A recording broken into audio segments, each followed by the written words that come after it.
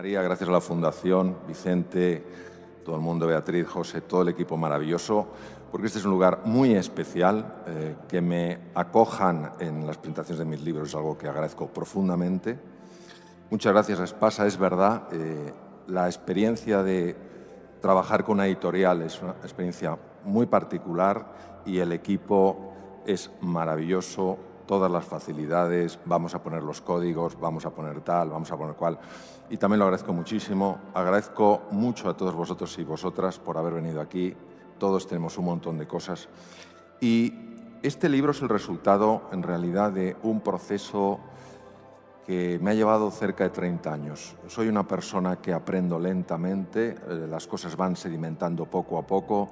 No soy de esas personas que de repente ven las cosas con enorme rapidez, pero cuando algo se asienta bien, veo la dimensión que eso puede tener. Este es el libro probablemente más ambicioso, no, probablemente es el libro más ambicioso que he escrito, en el sentido de que es el libro que creo que más va a ayudar. En un momento en el que muchas veces todos tenemos necesidad de un poco de espacio. Me dice, dame un poco de espacio, dame un poco de respiro.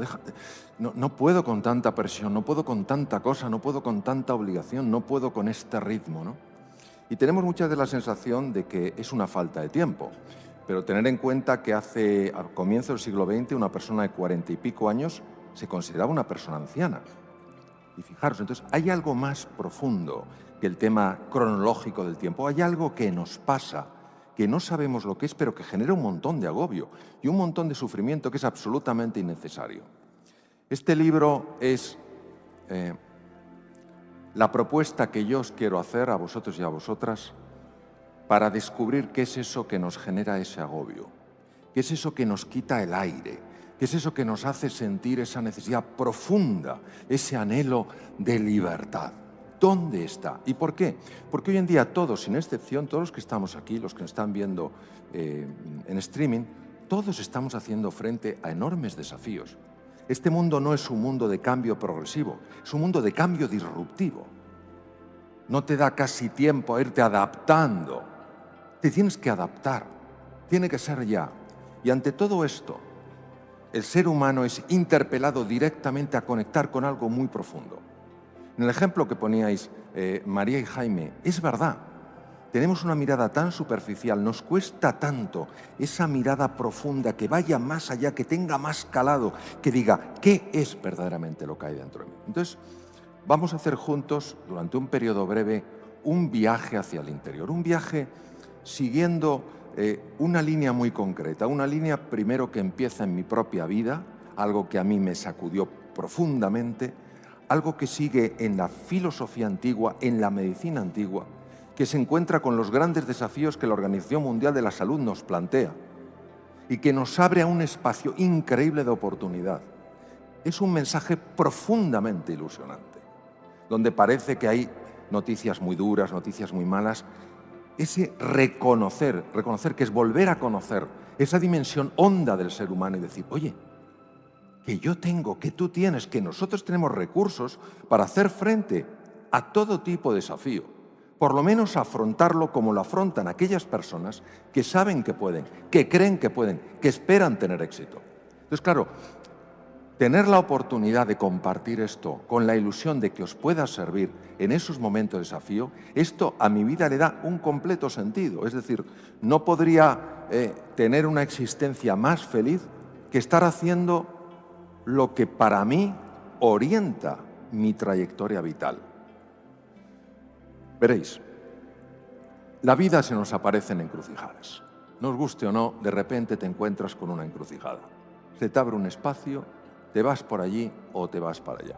¿Y qué momento de dificultad, qué momento de desafío cuando dices tú, oye, ¿qué camino será el mejor? Porque en realidad, muchas veces con la información que tienes, con eso no es bastante para saber cuál es el camino que más te conviene. Y sin embargo, dentro de nosotros hay una sabiduría esencial. Y digo esencial porque es la clave de lo que somos, que sabe por dónde has de ir. Y en ese momento es que lo ves tan claro que ningún argumento racional, ninguna información, ningún constructo mental te desvía, porque es claro, lo ves diáfano y sabes que has de ir por ahí. Y os voy a hablar de una de las grandes encrucijadas de mi vida. Para mí,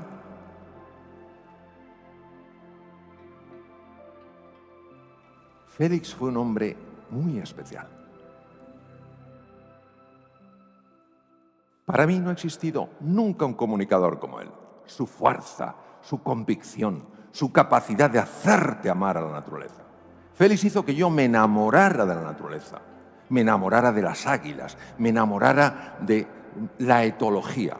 Siempre me habían gustado los animales, eso es cierto, pero él consiguió, a través de su capacidad increíble de comunicación, sacudirme hasta las entrañas, convertirse para mí en una referencia, no solo de un impresionante comunicador, sino de un impresionante amante de la naturaleza, de que hay que cuidar de la naturaleza, que la naturaleza no es un sitio para conquistarlo, no es un sitio para dominarlo, es un sitio para vivir en encuentro, en cooperación, para respetarlo, para amarlo, porque somos parte de ella. Y tenía muy claro que yo iba a ser etólogo. Pero entonces la vida me sacudió. La vida me sacudió como te sacude la vida, de la forma más elegante y de la forma más insospechada. Porque, claro, a nada que uno se abre a la vida, te das cuenta que la vida asombra, que la vida enamora, que la vida descoloca, que la vida desorienta, pero que tiene un marco de orientación mucho más sabio que el que nuestro intelecto tiene. ¿Y cómo me sacudió la vida? Me sacudió en un programa de televisión. Yo ya soy de la época vintage. Vintage a tope. Yo tengo 61 años, y tengo mucha juventud acumulada. Es decir, cuando os pongo algunas imágenes diréis, pero qué mayor es este tío, ya os lo digo yo. Lo soy. 61 tacos, vintage puro. Bien, estaba viendo esta televisión, ¿os acordáis? Bueno, vosotros no os acordáis porque sois jóvenes, pero la carta de ajuste. Esto decir, a ver cuándo se abre esto, a ver cuándo se abre esto. La carta de ajuste, que yo creo que tenía cualidades hipnóticas. Luego, cuando me fui a Arizona a estudiar hipnosis ericksoniana, dije, tiene cualidades hipnóticas. Esto lo tienen que incorporar. Señora, carta de ajuste. Clave para hipnotizarla. Bien. Bueno, yo estaba... Y entonces empezó el programa, era un programa en este caso era un telediario, y vi un terremoto. Ese terremoto había ocurrido en América Latina, y en el terremoto se veía pues toda la desolación. Imaginaros, las piedras, los ladrillos, los muros se han caído, y bien, pues sacando a las víctimas que estaban todavía vivas, en fin, intentando rescatarlas. Y yo me acuerdo con perfecta claridad algo que escuché en ese telediario. Los médicos hacen lo que pueden para salvar la vida de las víctimas. En ese momento, yo fui sacudido desde los pies hasta la cabeza. Toma ya. Mi camino es la medicina. Yo me voy a mis padres, les digo, no voy a ser etólogo. Y ellos que sabían que cuando yo veía a Félix, yo ya estaba en otra dimensión, estaba en otro planeta, yo flotaba con fauna, con tal cual. Hijo mío, ¿que no vas a ser etólogo? No, yo voy a ser médico. ¿Pero esto qué te ha dado? ¿Has fumado algo raro? ¿Has hecho algo? No. He sentido una llamada, he sentido la llamada a reducir el sufrimiento humano. Bueno, mis padres, que siempre han mostrado una enorme comprensión conmigo, dijeron, pues bueno, pues hijo, si ese es tu camino, pues adelante a la medicina. Total. Empiezo los temas, empiezo tal cual, pasan un par de años, me inscribo a la Facultad de Medicina, me admiten en la Facultad de Medicina y después del verano yo entraba en la facultad. Pero en mi casa, en mi familia, todos son abogados, economistas. Yo la medicina no la había oído ¿entendéis? O sea, sabía medicina lo que sabe alguien de la calle, o sea, prácticamente nada, y además un chico jovencito. Y claro, la medicina es una carrera, oye, que impone, ¿eh? Hay carreras que imponen, la medicina impone. Oye, no tengo ni idea, no tengo ni idea. ¿Te acuerdas? Entonces, el verano, antes de la facultad, me voy a esta librería. Es una foto de aquel año. Hace 44 años. Esta era la librería, Espasa Calpe. Te suena, Ana Rosa, ¿verdad? Me voy a esta librería porque en esta librería entonces había muchos libros de medicina. Ahora hay todavía libros maravillosos, algunos de medicina, pero en aquella época era la librería fundamental en Madrid. Entonces me subo a la sección de medicina buscando un libro amable, pero todo lo que veo son volúmenes cuyos títulos ni entiendo. Cirugía del cotilo. ¿Cotilo? ¿Eso qué es? Hombro congelado, tratamiento. Digo, yo no sabía que los hombros se congelaban. Y esos, ¿sabéis esos volúmenes que son inabarcables y solo el tamaño ya te echa para atrás? Entonces yo estaba ahí como diciendo, ayuda, ayuda, algo digerible, algo asequible. Y entonces apareció este libro. Un libro que me miraba. Un libro distinto del resto. Blanco. Puesto el lomito ahí, humilde, entre esos tomos del cotilo y el hombro congelado. Destacaba por su sencillez y su humildad. Y se titulaba La relación médico-enfermo. Y lo había escrito un hombre que para mí era un absoluto desconocido, don Pedro Laín Entralgo, y que luego, curiosamente, cuando hice los cursos de doctoral autónoma, le tuve como profesor. Tenía ganas de abrazarle, pero no lo hice porque hubiera llamado al 112. Me contuve, lo cual tiene su mérito. Bien, me lo llevo de vacaciones, me voy a la playa, me voy con ese librito y empiezo a leer. Y era un libro que describía la ciencia médica, es decir, la evolución de la ciencia a lo largo de los años, las trepanaciones iniciales, el imperio inca, etc. O sea, sabíamos que hacían agujeros en la cabeza. Lo que no sabemos es si aquellos a los que les hacían agujeros luego sobrevivían. Pero el agujero lo hacían. El pozo ahí estaba. Había neurocirujanos que decían, ven para acá que voy a ver lo que tienes en la cabecita. Te voy a hacer un pequeño taladro a ver luego lo que resulta. Bien. Bueno, el libro era tal, bueno, era un poco, pues eso, era una cosa progresiva, pues empieza las trepanaciones, luego la neurocirugía, en fin, todas las cosas. Pero de repente, de nuevo, algo me sacude. En ese momento descubrí que había algo muy profundo. Porque Pedro Laín Entralgo, en ese libro de Historia de la Medicina, hablaba de los médicos griegos de hace 25 siglos, de una escuela especial, la escuela de Epidauro en el Peloponeso, y una serie de médicos que habían descubierto algo increíble, tan absolutamente increíble, que era totalmente inexplicable. Habían descubierto que en la relación con los enfermos algo se activaba que ayudaba a que mejoraran de sus enfermedades y algunos se curaran. De hecho, en los bloques de piedra tallados hay descripciones de curaciones increíbles. Ellos sabían que no era ciencia médica, porque no estaban aplicando nada especial, ni cirugías especiales, ni remedios farmacológicos especiales, y como no le podían llamar ciencia médica, buscaron un nombre maravilloso. Le llamaron el arte médico, el arte de curar a través de las palabras. Hipócrates nos llama. ¿Veis? Todo está hilado, todo está hilado. Hipócrates se hace presente hoy en día. Bien, este es Hipócrates, el que nos llamaba. Hipócrates no fue un médico cualquiera. Hipócrates fue un médico que transformó toda nuestra comprensión de la medicina. Hipócrates tenía tal visión de la jugada, tal profundidad en su conocimiento del ser humano, íntegro, completo, que acuñó dos frases verdaderamente hondas. La primera, las fuerzas naturales que se encuentran dentro de nosotros son las que verdaderamente curan las enfermedades.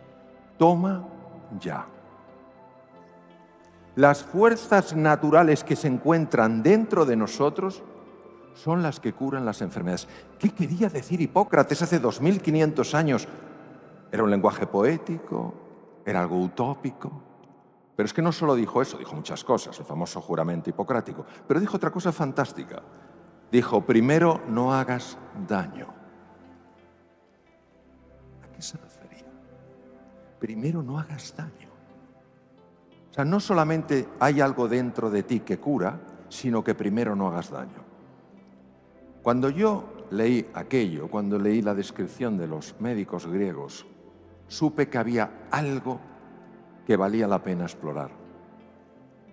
Era muy jovencito, pero la vida fue muy generosa conmigo.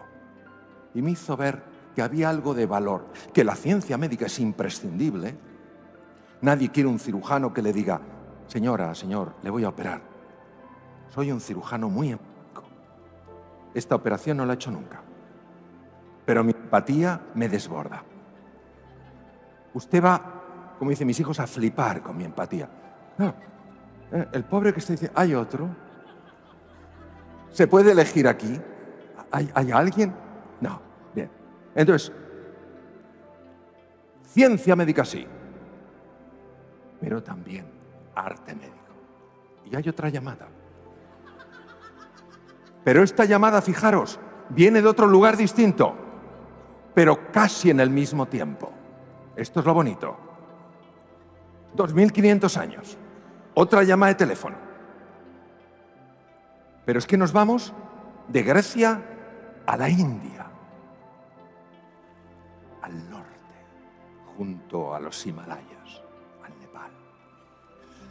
Kapilavastu, los restos de Kapilavastu. Aquí vivía un príncipe, el príncipe Gautama Siddhartha, hijo de dos reyes, Mahamaya y Suddhodana.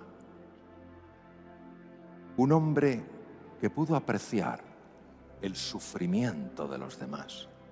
Y dijo, yo tengo que hacer algo. Un hombre que lo tenía todo resuelto. Riqueza, prestigio, abolengo, no le faltaba nada. Que estaba casado con la guapísima Yasodhara. Y además tenía un hijo, Rahula. Decidió abandonarlo todo para encontrar una forma de reducir el sufrimiento que él sabía que los seres humanos experimentábamos. Estamos hablando del príncipe Sakyamuni Buda. Buda en sánscrito quiere decir el despierto. Buda no es un dios. Es cierto que algunos al Buda mataba, le veneran como un dios. Buda es un guía, es un investigador, es un estudioso de la mente humana, y entiendo que así hemos de verlo, y así lo aprendí yo de mis maestros budistas, aunque yo sea cristiano, pero de mis maestros budistas. Y Buda, fijaros lo que dice, en la misma época, hace 25 siglos, en otro rincón del mundo, junto al Nepal, para enseñar a los demás, primero has de hacer tú algo muy duro. Has de enderezarte a ti mismo. Yo no sabía que estaba torcido, porque me tengo que enderezar. ¿De qué tipo de torcedura habla Sakyamuni Buda? Claro, esto que pasó hace 25 siglos parecía que era algo poético, utópico, extraño, que no tenía sentido, hasta prácticamente ahora.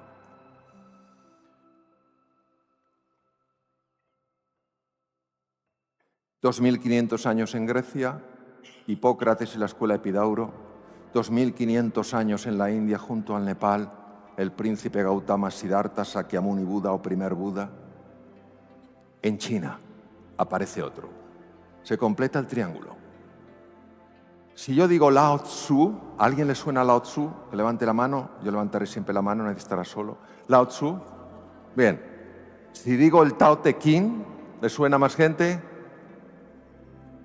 Bueno, Lao Tzu es probablemente el filósofo chino más reconocido.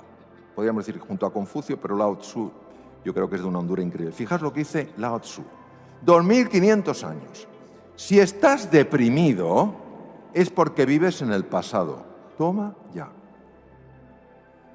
Si estás lleno de ansiedad, es que vives en el futuro. Si estás en paz, es que vives en el presente. De nuevo nos encontramos con un lenguaje muy misterioso, muy extraño, muy sofisticado, muy difícil de entender.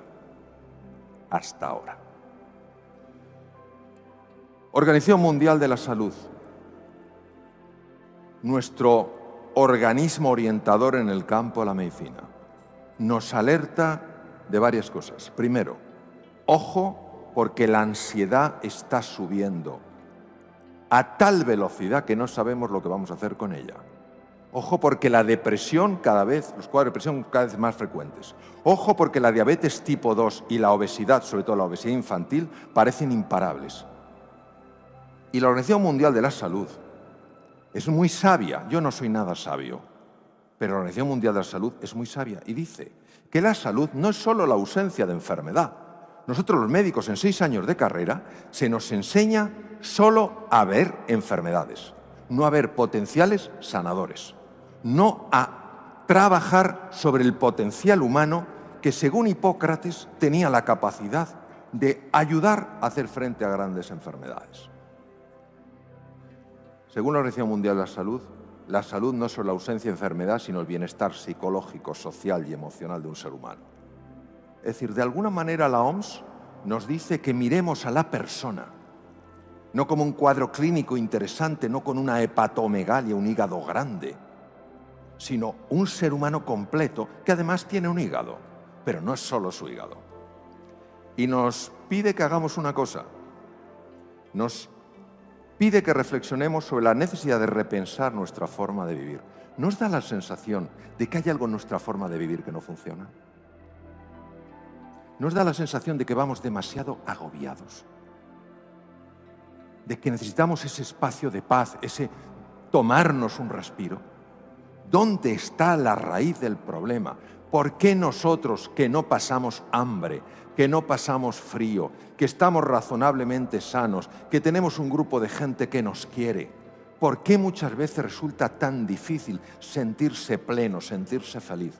¿Dónde está ese punto? ¿Cuál es la raíz? No la hoja, no la rama, no la fruta, no el tronco. ¿Dónde está la raíz? Pues vamos a ver. Vosotros sabéis que... Bueno, vamos a hacer una cosa muy sencilla. No voy a pedir a nadie que abrace al de al lado, porque hay gente que me teme, me dice, Mario, no empezarás con esto, ¿no? Digo, tranquilos, tranquilos. Pero mirad a la persona que tenéis al lado y decirle algo muy sencillo. ¿Qué cuerpo tan magnífico tienes? Díselo, pero con ganas, con ganas. Bien, ya está durando demasiado esto. Está durando demasiado. Yo veo que alguno dice, qué bien me lo está poniendo este hombre, qué bien. Este es el comienzo de un gran día, el comienzo de un gran día. Bien. Fijaros, los sabios que nos creemos que somos, que no nos llamamos Homo sapiens, sino Homo sapiens sapiens. Para que te quede claro que eres sabio. Sapiens sapiens, sabio sabio. ¿Tenéis la sensación de que somos tan sabios? Si alguien es tan sabio, ¿viviría con tanta tensión? ¿Viviría con tanto estrés? ¿Viviría a veces con tanta urgencia? ¿No tendría tal vez un poco más de reposo, un poco más de alegría, un poco más de tranquilidad? Y me gustaría añadir una dimensión al Homo sapiens sapiens, que es la dimensión Homo demens. Estamos un poquito para allá. Estamos fundamentalmente aquí, pero algo para allá. ¿Qué pasaría si la dimensión Homo demens tuviera tanto impacto que alterara la dimensión sapiens sapiens? Entonces, al ser Homo demens, invadiendo al Homo sapiens, ya no sería tan sapiens sapiens. A lo mejor no sería ni sapiencillo. Vamos a estudiar esa dimensión, la del Homo demens y la del Homo sapiens en relación con el Homo demens. Y para eso traigo aquí con mi profunda gratitud a mi primer maestro en el arte de la meditación profunda, cardiólogo de la Universidad de Harvard, el profesor Benson. Tuve la fortuna de conocerlo porque yo estaba de cirujano en un hospital enfrente del suyo. El doctor Benson era un científico con mente abierta. O sea, ¿no os gusta la gente que tiene una mente abierta? No la persona que dice yo tengo una mente abierta y la mente abierta pues no está muy abierta, sino que dices, tú tienes una mente abierta y dices, te quiero contar algo. Venga, cuéntame que tengo una mente abierta. ¿Y tú le ves? No, mente abierta es aquí, ahora, contigo. Realmente, este tío tenía una mente abierta. Y este hombre, médico, deseoso de ayudar a los demás como desea cualquier médico que se precie serlo, estaba muy preocupado por un tema. Hay una enfermedad que se llama la hipertensión arterial, todos la conocéis, es una enfermedad que si tú sabes que la tienes, te cuidas con la sal, no comes mucho, haces un poco de ejercicio, pierdes peso y normalmente vas de cine. El problema es cuando te encuentras con una persona que o no lo sabe que tiene hipertensión arterial y cuando aparece la hipertensión arterial en su cuadro álgido te da un problema grave, o aquellos que teniendo hipertensión arterial verdaderamente les cuesta mucho controlarla. Y claro, la medicación sirve un poquito o un muchito, pero no del todo.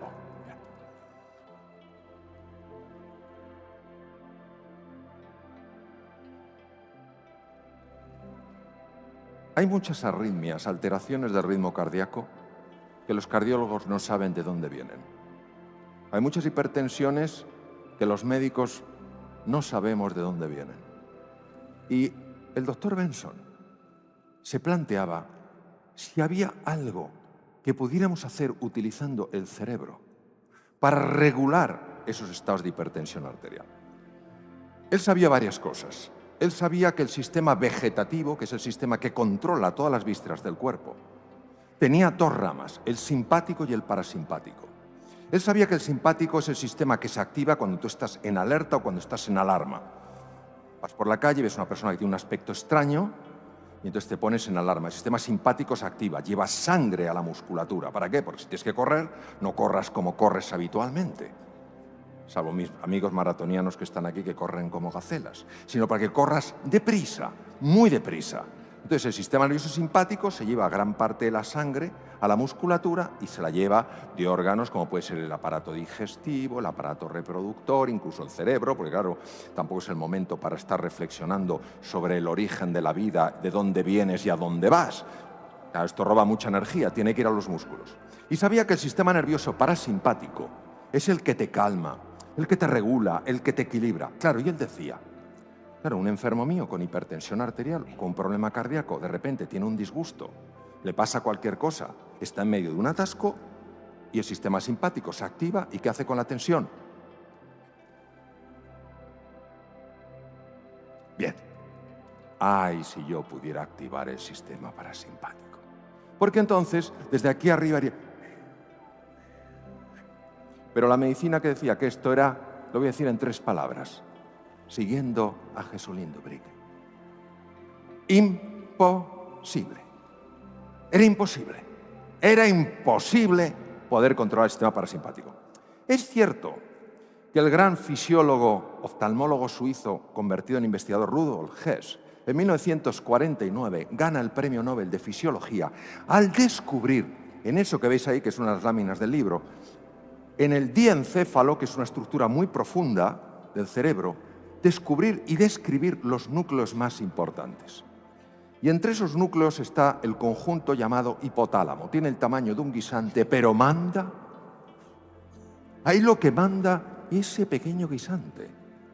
Bien, y dentro del hipotálamo, el gran profesor Walter Rudolf Hess descubre un pequeño núcleo, chiquitín, escondido, no asequible a la mente no preparada. Ese pequeño núcleo es el núcleo anterior del hipotálamo y le llama núcleo trofotrópico. Es el núcleo esencial para la activación del sistema parasimpático. Esto lo sabía mi maestro, Herbert Benson, pero dijo, sí, sí, está muy bien, yo ya sé, claro, Hess gana el premio en el 49, claro, él dice, yo ya sé que el núcleo trofotrópico lo ha descubierto estudiando gatos Hess, pero ¿cómo se va a activar ese núcleo? Eso es imposible, eso no tiene ningún sentido, no hay manera de hacerlo. Y entonces pasa una cosa curiosa. Cae en sus manos un libro que describe algo que los monjes tibetanos son capaces de hacer. Monjes que ahora viven en Dharamsala, a 7.000 pies de altura en la India, después de que en 59 China invadiera Tíbet. Y estos monjes son capaces de hacer algo con el cuerpo, según es la descripción de ese libro, que la medicina tradicional diría es imposible. Pero, ¿cómo era la mente de Herbert Benson, queridos y queridas? Abierta. Y se hizo una pregunta, ¿y si fuera verdad? Y empezó a intuir que había algo en la mente humana que metía mucho ruido y que podía ser la causa fundamental de la enfermedad. Vais a ver un ejemplo, es bastante desagradable, no os enfadéis conmigo, es para que esto no se os olvide.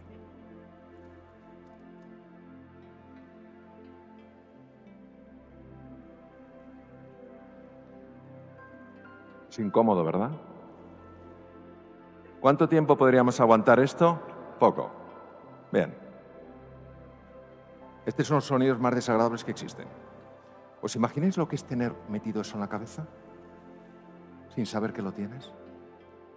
¿Os imagináis lo que es que cuando te levantas, no sabes por qué te has levantado de tan mal pie? Si eres una dama, ves a tu marido y dices, ¿pero qué tripa tiene? Si ayer se acostó con menos tripa. ¿Se ha dedicado a beber cerveza toda la noche o qué? O tú, marido, te levantas, ves a tu mujer que está tan guapa como siempre, sin embargo dices, ¡wow! ¿Cómo está hoy? A ver si se levanta y se maquilla. O vas y todo te molesta y todo te ofende y no sabes lo que te pasa. ¿Y si hubiera algo metiendo ruido? Herbert Benson intuyó que lo que estos monjes tibetanos habían descubierto era cómo parar el ruido de la mente.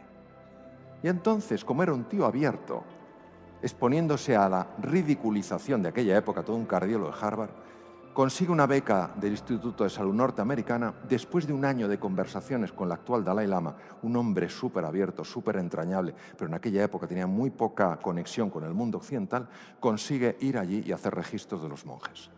Y descubre, ni más ni menos, que los monjes saben cómo activar el núcleo trofotrópico del hipotálamo. Con una técnica que está en el libro, se llama respuesta-relajación, que allí se llama Zumo, es un yoga de la respiración. Y dice, esto es la pera. Me lo tengo que llevar a Boston.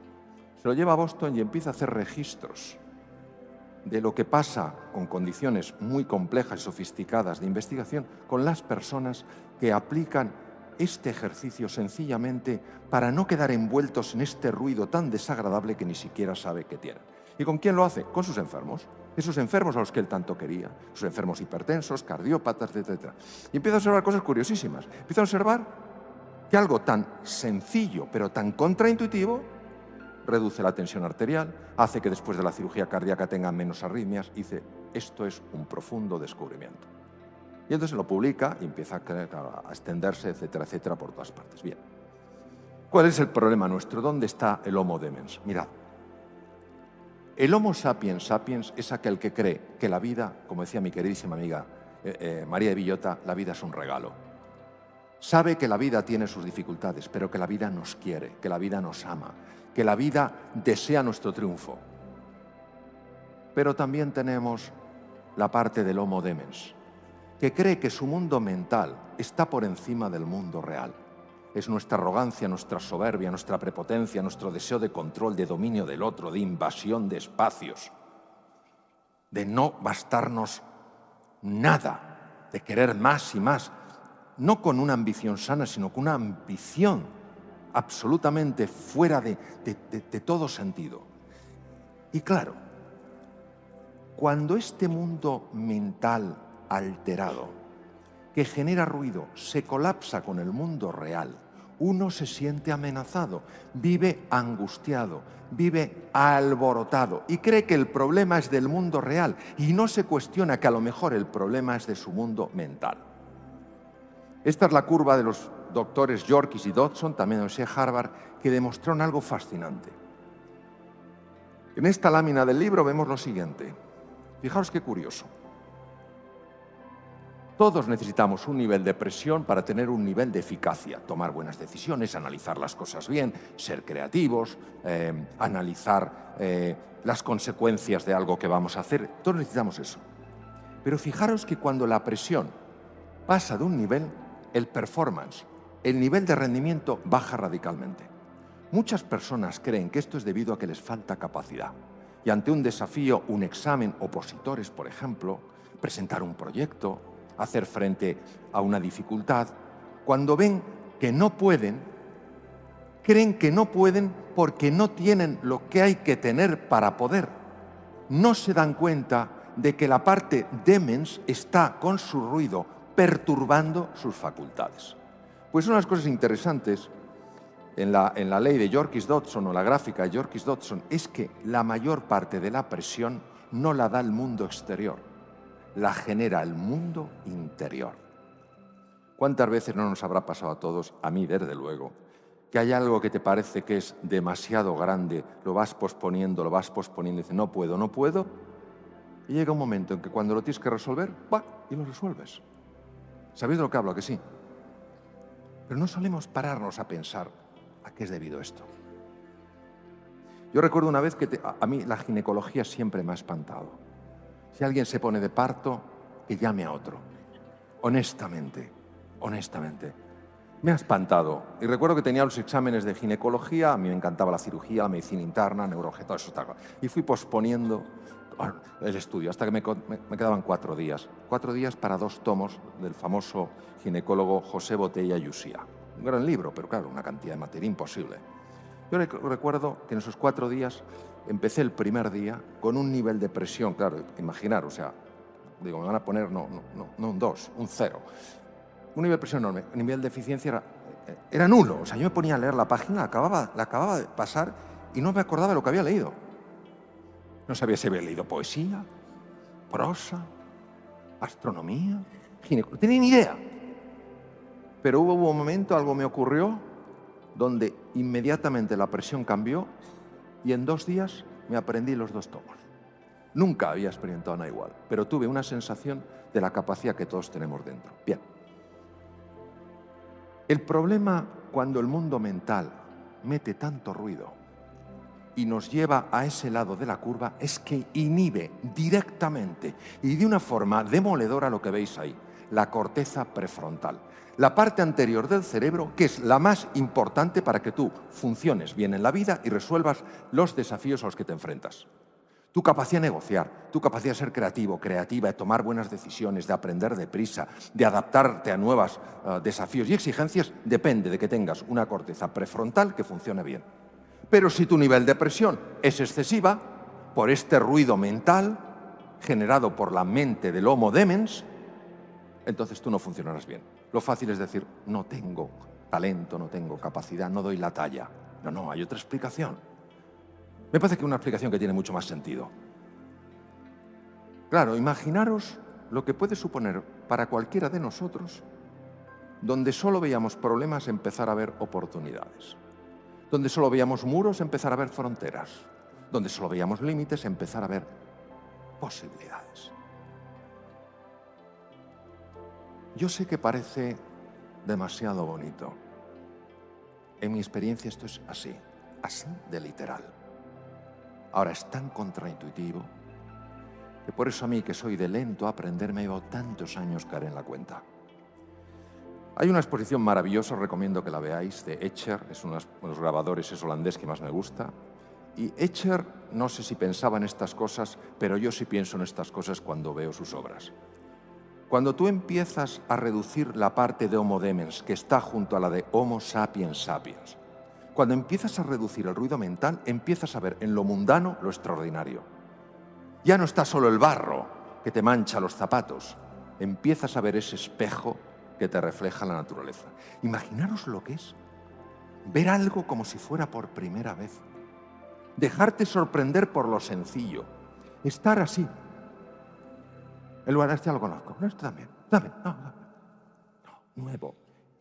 Verte en el espejo y verte por primera vez, admirarte por primera vez, ver a la persona que tienes al lado y verla como si fuera la primera vez. ¿Qué sabiduría la de Proust? El verdadero arte del descubrimiento no es salir a buscar nuevas tierras, sino en aprender a ver la vieja tierra con nuevos ojos. Pero claro, como decía el gran economista escocés Adam Smith, el pez no sabe que está dentro del agua hasta que le sacan de ella. Mirad, la parte de Homo demens no quiere que sepamos, ninguno, que hay un mundo fuera del agua. Entonces, el pez, no le cuentes milongas de que hay un mundo fuera del agua. Dirá, no, el único mundo que veo es el agua. Sí, es verdad, es el único mundo que ves. No es el único mundo que es. El problema de la mente no solo es que te engañe, de algunos elementos de la mente. es que te limita tanto el mundo que crees que lo que ves es lo único que hay.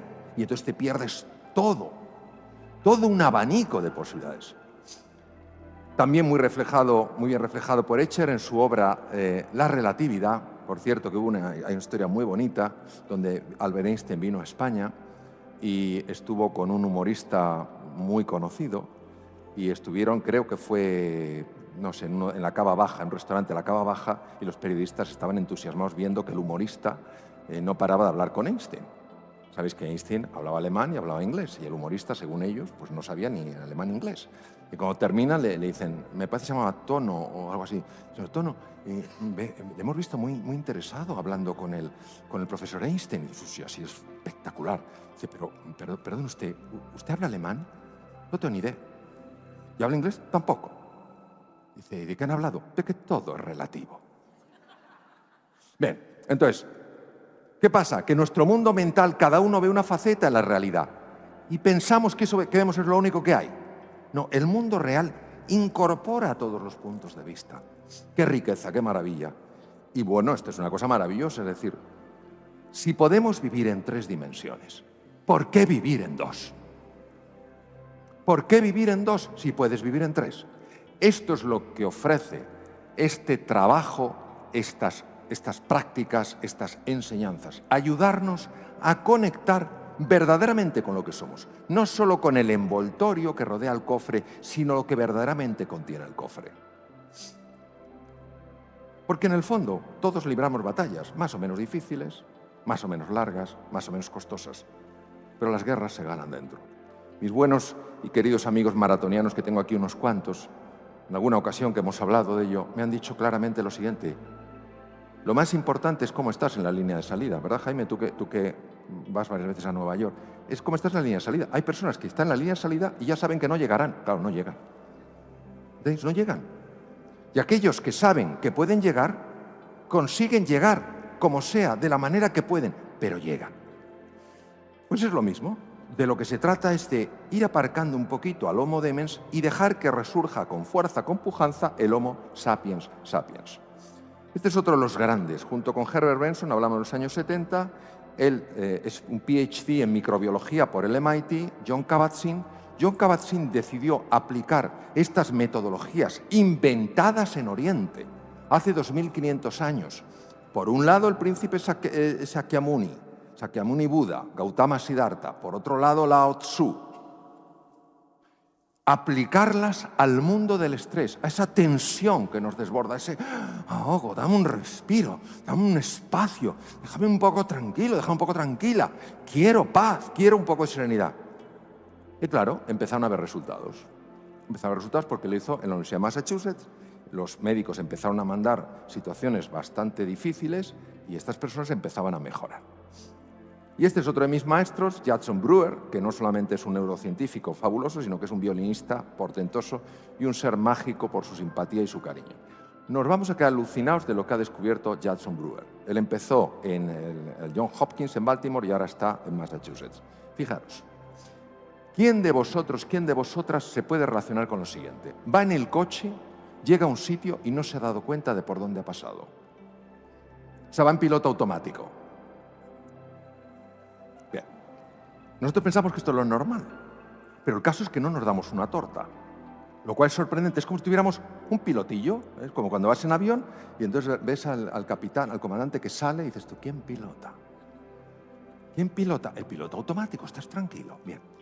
Judson Brewer ha estudiado este circuito.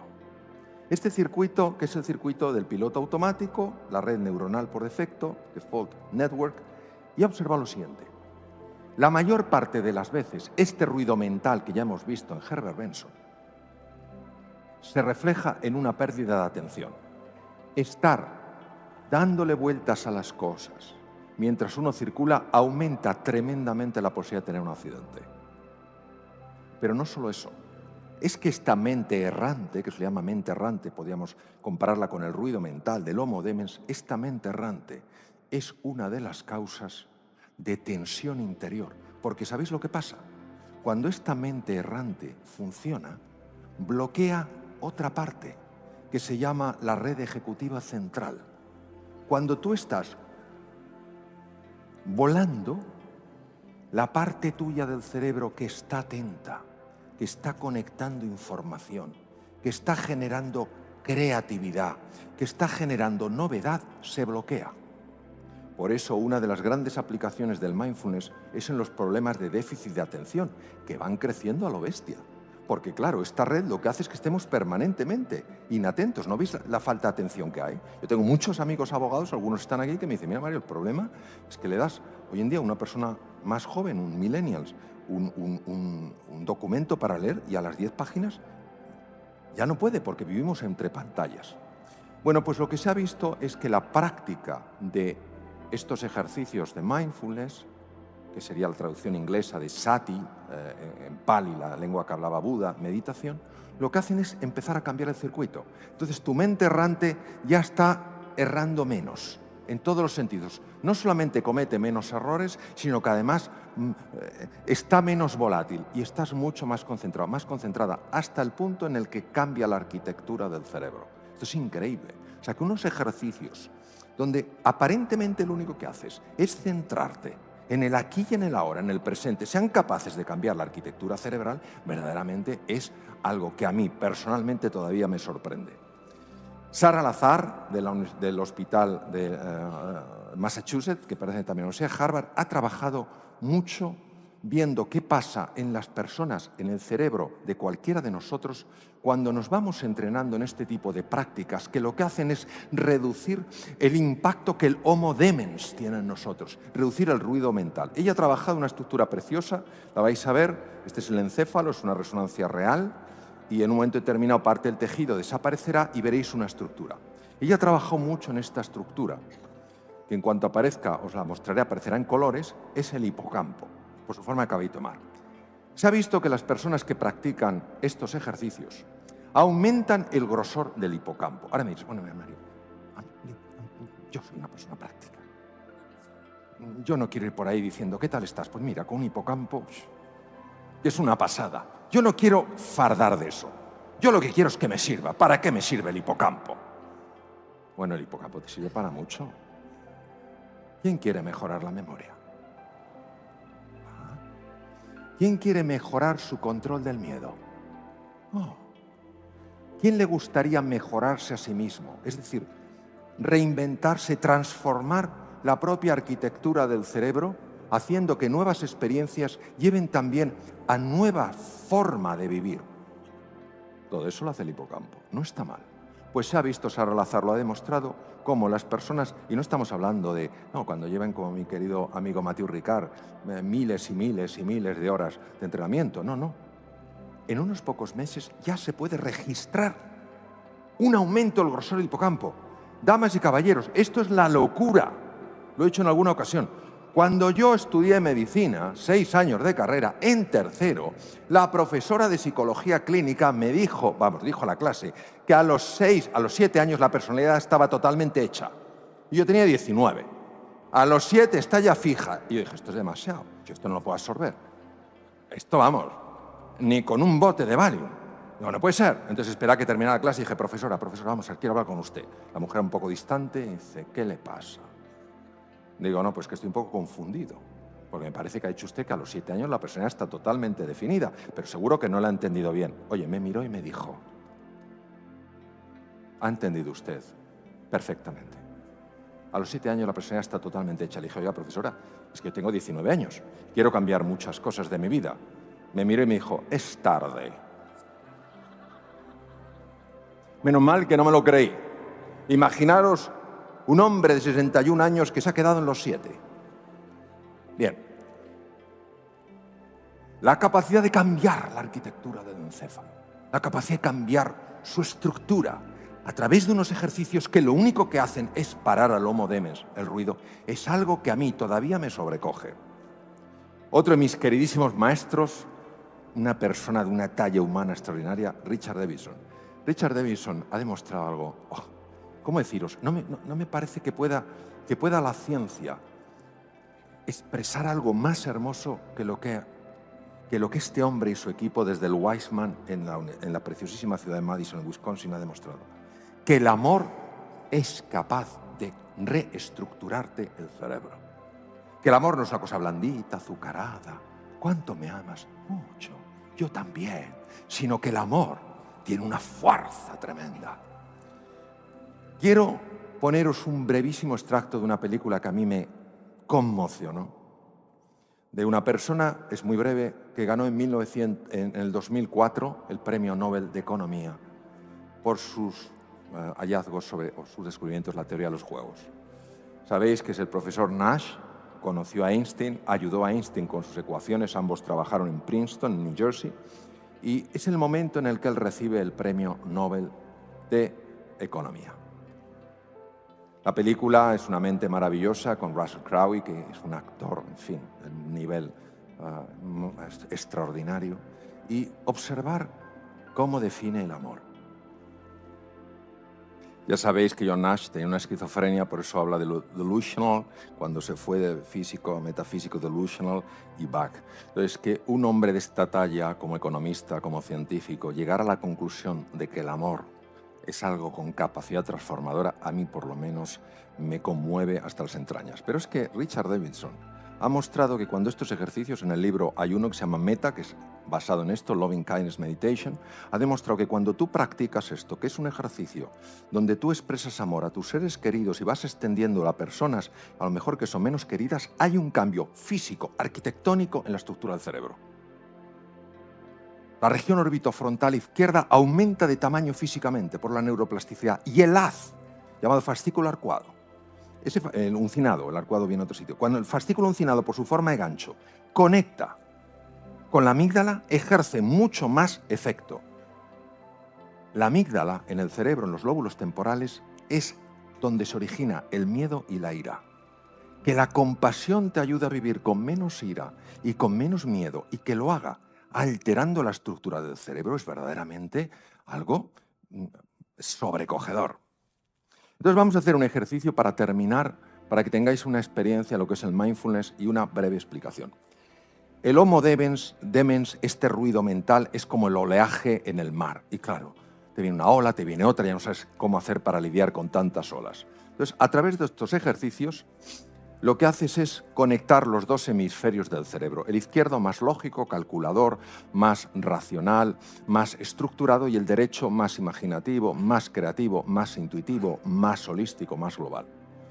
Sabemos que hay cambios en las ondas cerebrales, porque esto se hace con registro electroencefalográfico, y se ve que cuando el Homo demens está funcionando a tope, ese ruido mental, son ondas beta muy rápidas. Es como si el cerebro estuviera casi en un caos. Y a medida que tú vas entrando en el Homo sapiens sapiens, este silencio interior, las ondas se van haciendo más lentas y vas yendo a ondas alfa, a ondas teta, y puedes, lo normal es quedarse dormido, pues puedes llegar, gente muy entrenada, a ondas delta.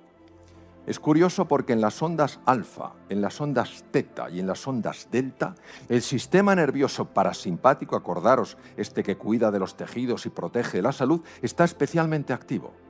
Por eso durante el sueño muchos procesos infecciosos mejoran, porque el sistema parasimpático al activarse activa el sistema de defensa, linfocitos, glóbulos blancos, etc. Bien. En estos ejercicios, que ahora haremos uno, que dura 10 minutos nada más, y que está sacado de una de las grabaciones del libro, es decir, no seré yo el que hable, será la grabación.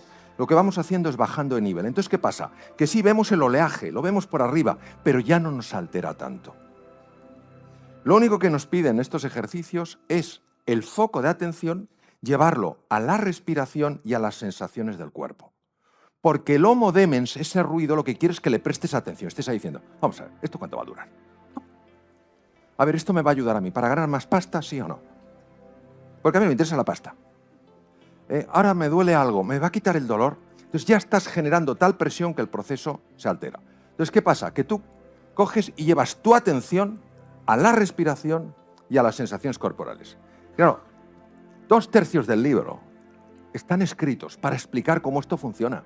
Porque una de mis grandes resistencias, a pesar de haber sido entrenado desde hace 30 años, es que, claro, yo soy una persona con una mentalidad muy científica y a mí o me explican a nivel molecular cómo funciona o ejerzo una resistencia tremenda. Por eso 2/3 del libro están dedicados a explicar cómo operan el cerebro, todas las cosas que nos pasa, el arte médico, por qué las palabras, por qué la cercanía, por qué la humanización de la medicina tiene tanto impacto en la salud. Y una parte más pequeña es a la práctica, porque el libro lo concebí no como un libro, sino como un curso. para que se pueda practicar. Bien, entonces, aquí tenemos un desafío, pero los desafíos a nosotros nos gustan, ¿a que sí? Ya está, entonces, hay personas sentadas y personas de pie, todos igual de queridos, pero unos en una posición y otros en otra.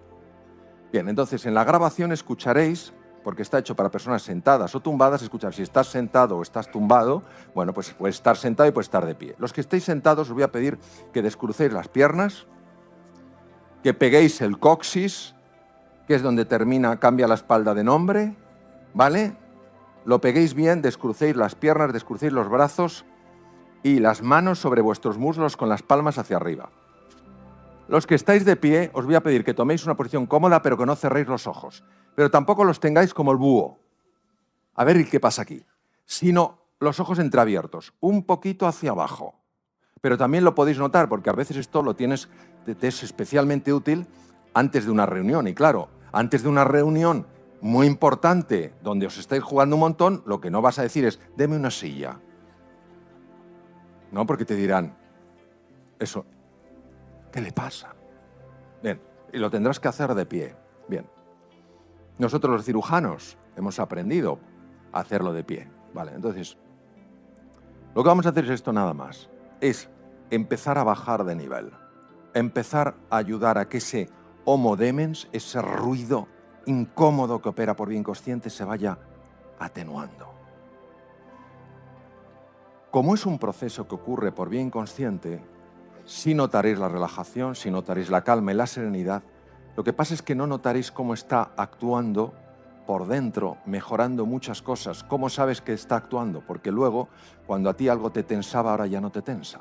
Cuando tú reaccionabas antes de una forma a lo mejor irritado, irritada, ahora lo haces con mucha más calma. Entonces sabes que eso ha estado actuando por dentro. Esa es la razón por la cual se está incorporando a tal velocidad en hospitales, en clínicas, en universidades, porque se dan cuenta que algo descubierto hace tantos años, investigado por la ciencia hoy, tiene una tremenda actualidad y responde a una profunda necesidad. Estamos todos, entonces los que tenéis con los ojos, los que estáis sentados, os sugiero que cerréis los ojos o los dejéis entreabiertos, los que estáis de pie, los ojos entreabiertos, igual los que nos miran por streaming. Y si alguien que nos está viendo por streaming se puede tumbar, como aquí es solo voz, pues es perfectamente válido. La música no está en las grabaciones, la grabación está sacada de ahí, es la respuesta a relajación del Dr. Benson, por lo menos para que lo conozcáis y como un testimonio de afecto a mi maestro. Bueno, pues vamos a ello. Sí, a lo mejor podríamos tal vez atenuar un poco las luces si fuera posible, y si no, seguimos así. Bien. Primero empezará a sonar la música. Perfecto. Y ahora empezará mi voz.